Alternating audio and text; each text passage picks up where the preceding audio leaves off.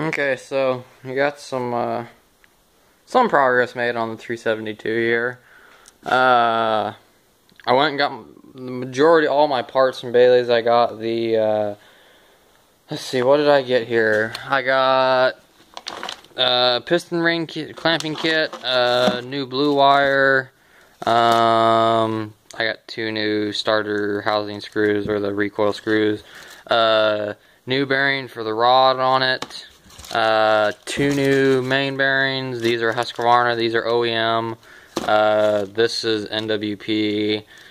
This is OEM here. Let's see. These are OEM. Screws are. I got 2 NWP rings. The 50mm by 1.2. They're NWP. They're a good ring. I got them installed on here. The ones that are in here are the old ones. They're good rings. They should work good for what I use. I got a new rotor for the starter housing cover. This is the old one. Put it on. And then a new gasket and seal set. And let's see, what else did I get? I got the HD10 carb kit. I rebuilt the carb, which is right there. Put the rings on the piston. Painted the muffler. You can see I got it all tore down to nothing. Just waiting for...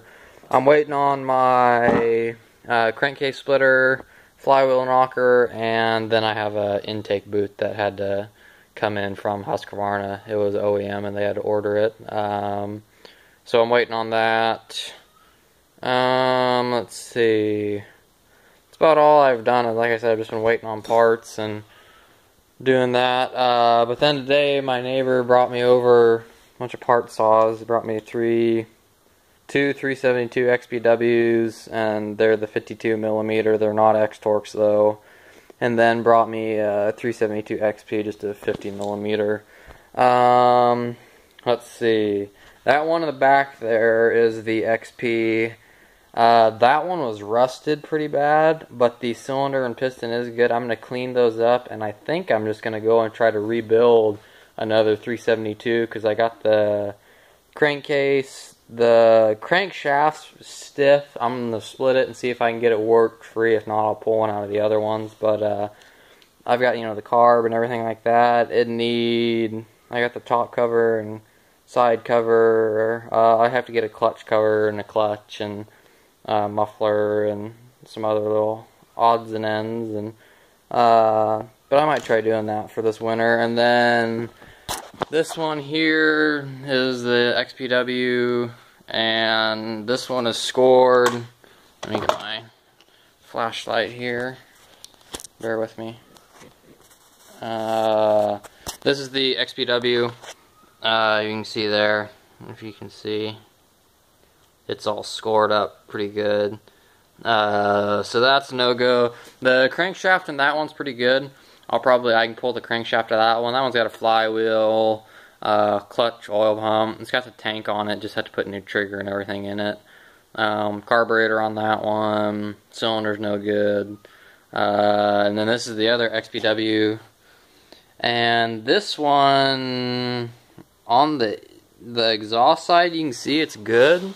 But then if you come over to the intake, there's a good scuff mark right there. Pop this back over and get the light on it. You can kind of see right there that good scuff mark right there. Rings are free on it. I can get the rings. The rings aren't scored on it. In the cylinder, though, on this XPW, as I was looking, I figured, it's going to be scored. And I think the reason it was scored, you probably aren't going to be able to see, but, this is it's on the exhaust side, actually. If you look down in there, on the upper part of the exhaust port on the left-hand side, you can see all that. There's a big chunk of chrome missing out of there, so that probably had something to do with it. This one here has a really tight crankshaft in it. What I'll do is, for my 372 up here, I'll pull the crankshaft out of this one and stick it in there, And then that one there, like I said, I'll go and like I said, I'll see through this winter. I'll probably try to rebuild that, with the cylinder and piston. I'm gonna try to probably rebuild it, and then I'll have some parts. I know my neighbor said one of their cutters still runs 372s, and he said if he ever needs a part, he'll probably just come to me and ask me for the part, just fine by me. But no, what I'll do is I'll just go and strip them for parts. I'll split all the cases and clean them and just leave them undone. And then if I need a part, or if he needs a part or whatever, I can just go and, give him the part or put it back together and just order some, seals and everything. But for that saw to run, I'd have to get have to rebuild the carb, get a new muffler, get a new clutch for it, get a new tank for it. There's a coil on. No, that one there has a coil on it. I don't know if it's any good. It's limited though. I'd get a new unlimited coil. What else? New fuel lines. Clean it really well. I've got 2 covers. I've got 3 top covers and 2 starter housings in there. So that wouldn't be a terrible saw to get running. I could get it running pretty good. I'd put new main bearings in it. I'd go and put new main bearings in, new seals, gaskets and everything. But that'd be kind of nice to have another 372. And then yeah, so that's what I've got here now. I've got kind of everything organized and just waiting. My crankcase splitter and everything's supposed to ship the 16th. So from Husqvarna. Or from Bailey's actually, so it'll be, hopefully it'll be here next week. I'm not sure, it might be the week after, but I want to get it and get my 372 put back together, and everything. But so that's all that. And then also I got, you can see all my bars over there. I found an old junk pile. I found a bunch of bars there. I found 2 Oregon 36s, and then 6 or 5 still 32s. They're all steel mount, which I have the adapter. And then I found 6 or 5 still Roll-O-Matic ES 32-inch 3/8 pitch 63 gauge. They're all 3/8 pitch 63 gauge, and then the 32s are 105 drivers, and then the 36s, I don't remember what they were. And then I found a original. It's actually a Windsor speed tip, not the Carlton. It's the true Windsor speed tip, and I've actually got it out, and I got a tip for it, and just got to get some rivets, and I'm gonna make that another 32, and then make a 36, and then make one more, probably 2 more of the still 32s. And they've rusted, but I'll clean them up good and paint them, and I'm gonna do some paint jobs to the bar. I got one I'm painting. I'm gonna do that one there is the one that I bought for my 372 from Myrtle Creek Saw Shop. And that one there is just the standard gray on gray. I like the gray bar with the black tip, and I think I'm going to repaint that one to that. Then the Windsor speed tip I got in there that I'm working on, I'm going to go the black bar, and then I'm going to put a red tip on it. I think that'll look kind of cool, and I'll get a video of that when I get it done.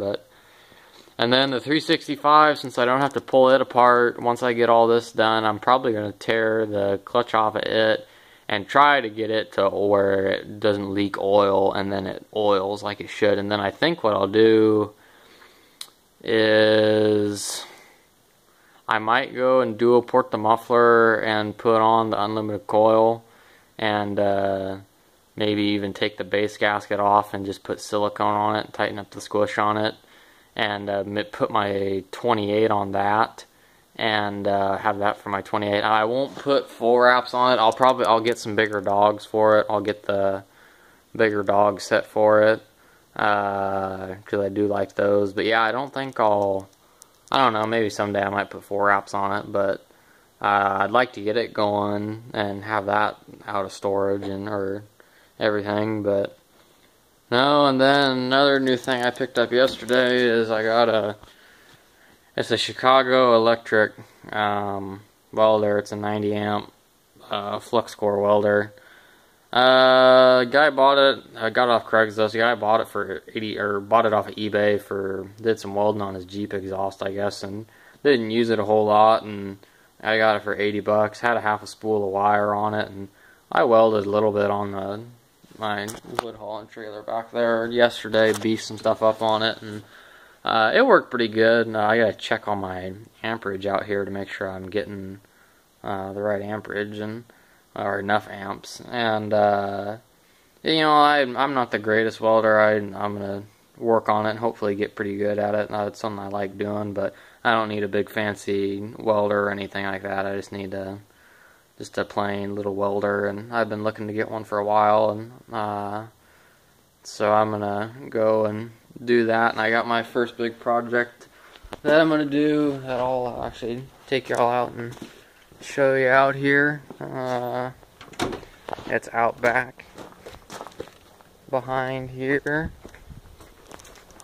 I got my trailer out here. This is the trailer I had said before I was gonna do some welding on, and this is my great grandpa had this made for hauling snowmobiles in, and I'm gonna go and tear these sides off and re-weld a bunch on the deck. I'm gonna really beef it up, make it heavy duty, because I haul a lot of wood on it and I want to be able to haul hay in it too. I'm gonna put 2 new tires on it, and I got a spare rim, and I'll just get 3 tires. I might even get a little bit bigger tire. I might even, if I someday, I might go on and cut the bed out and put big tires on it, but for now I'm just going to stick with those. But underneath, I'm going to beef it all up underneath. There's some welds that broke loose on this that I'm going to re-weld and weld it up, and then I'm going to knock these sides off and weld brackets on it. 3 brackets on each side, and then 2 on the front, and then the back.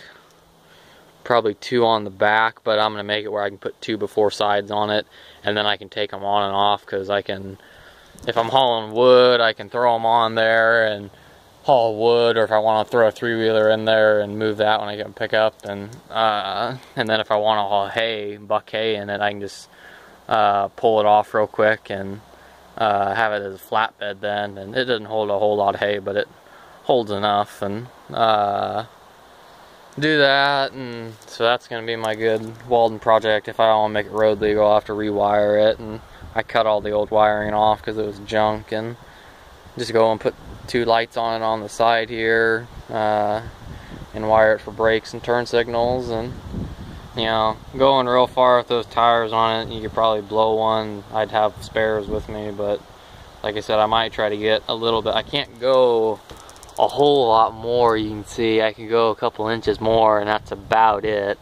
So I might try to maybe get some bigger tires, or maybe cut that out. But if you can see underneath here, all up underneath here, if you all can see, you can see underneath there, they're not welded real good. They're just kind of spot welded, or not spot welded, but just tacked on there. You know, you get about a 1-inch tack here or there, and so some of them have broke loose. So I'm just gonna go and really beef it up. You know, get underneath it, get up in there, and really beef it up. You know, get some good welds on it and everything. It'd be a good project to get good at welding on and everything. And you know, it's got suspension on it, which is nice. And but no, I'm really gonna beef this up, and then I might even paint it. Go and paint the frame on it, and throw the 2 before sides on it. And I won't have them with the angle going down like that. They'll just be straight up all the way and everything. And yeah, so that's gonna be another winter project. And it's a 1 7/8" ball, and it's got that nice jack on it, and that works pretty good. It's a tilt trailer too. Pull the pin out and it's tilt, and everything you see up here. There's a weld that let loose here. They never, right there, it let loose and didn't even really get anything on it. And you can see just right there, there's just a little weld, and it needs to be beefed up and everything. And so yeah, I'm gonna do a bunch of welding on this and weld all in the bed here and weld all this down. I wish I could cut this center divider out. because with 3-wheelers, you know, you got to go up in the center and you got to go offset, and I'd like to cut it out, but I don't have a torch. But I might do that someday, and then eliminate all my binders and everything in here. But that's what I've been doing, so thanks for watching.